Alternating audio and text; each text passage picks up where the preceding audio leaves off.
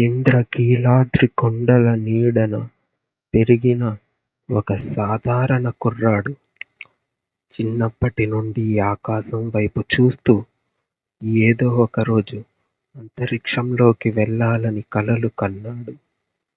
కష్టపడ్డాడు, అనుకున్నది సాధించాడు. ఇంటర్నేషనల్ స్పేస్ స్టేషన్ ISSకి ఎంపికైన మొదటి విజయవాడ వ్యక్తిగా చరిత్ర సృష్టించాడు. కానీ ఆ అనంతమైన శూన్యంలోకి వెళ్ళాక అతని జీవితం ఒక తీరని కలగా మారుతుందని అతను ఊహించలేదు. అవును, స్పేస్లో అతనికి ఒక భయంకరమైన అనుభవం ఎదురైంది. అది దయ్యమా లేక గ్రహాంతరవాస? అసలు అక్కడ ఏం జరిగింది? అతని పేరు ఆనంద్. విజయవాడలోని పటమట ప్రాంతంలో పుట్టి పెరిగాడు. ఎన్నో ఏళ్ల ట్రైనింగ్ తర్వాత ఒక ప్రతిష్టాత్మక స్పేస్ మిషన్లో భాగంగా ముగ్గురు విదేశీ వ్యోమగాములతో కలిసి స్పేస్ స్టేషన్కు చేరుకున్నాడు. మొదటి 2 వారాలు అంతా సజావుగానే సాగింది. స్పేస్ నుండి భూమిని చూస్తూ మురిసిపోయేవాడు. ముఖ్యంగా రాత్రి వేళలో భారతదేశం మీదుగా స్పేస్ స్టేషన్ వెళ్తున్నప్పుడు తన సొంత ఊరు విజయవాడ ఎక్కడ ఉందో అని లైట్లను చూస్తూ వెతుక్కునేవాడు.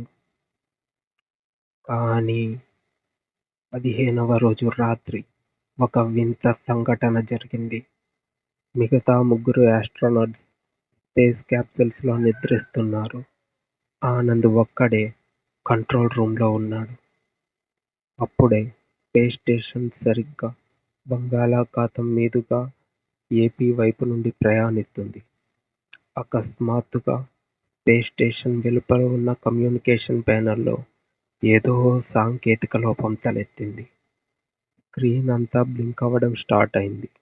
వింతైన శబ్దాలు, రేడియోలో ఎవరో మాట్లాడుతున్నట్టు డిస్టర్బెన్స్.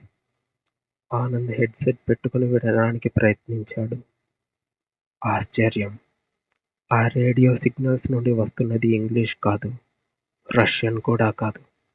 అతని మాతృభాష తెలుగు.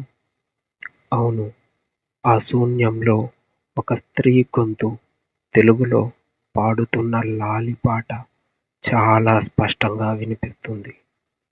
ఆనంద్ ఒళ్ళు ఒక్కసారిగా జలధరించింది. ఇది సాధ్యం కాదు. భూమికి వేల కిలోమీటర్ల దూరం పైన శూన్యంలో ఈ పాట ఎలా వస్తుంది అని భయపడ్డాడు. ఏదో భ్రాంతి అనుకుని హెడ్సెట్ తీసేశాడు. కానీ భయం అక్కడితో ఆగలేదు. స్పేస్ స్టేషన్కి ఉన్న పెద్ద గ్లాస్ విండో వైపు చూశాడు. బయట అంతా దట్టమైన చీకటి. కానీ ఆ చీకట్లో స్పేస్ స్టేషన్ బయట ఎంటీ స్పేస్లో ఒక నల్లటి ఆకారం గాలిలో తేలుతూ కిటికీకి అవతలి వైపు నిలబడి ఉంది. స్పేస్ సూట్ లేకుండా, ఎలాంటి సపోర్ట్ లేకుండా ఆ ఆకారం కిటికీ అద్దాన్ని తన చేతులతో నెమ్మదిగా తడుతుంది. ఆనంద్ భయంతో వెనక్కి తగ్గాడు. గుండె వేగంగా కొట్టుకుంటుంది. ఆ ఆకారం ముఖం మెల్లగా కిటికీ అద్దానికి దగ్గరగా వచ్చింది. చీకట్లో ఆ ముఖం సరిగ్గా కనిపించలేదు. కానీ దాని కళ్ళు మాత్రం నక్షత్రాల కంటే బ్రైట్ గా మెరుస్తున్నాయి. ఆ ఆకారం తన నోటిని కదిలించింది. స్పేస్ లో శబ్దం ప్రయాణించదు.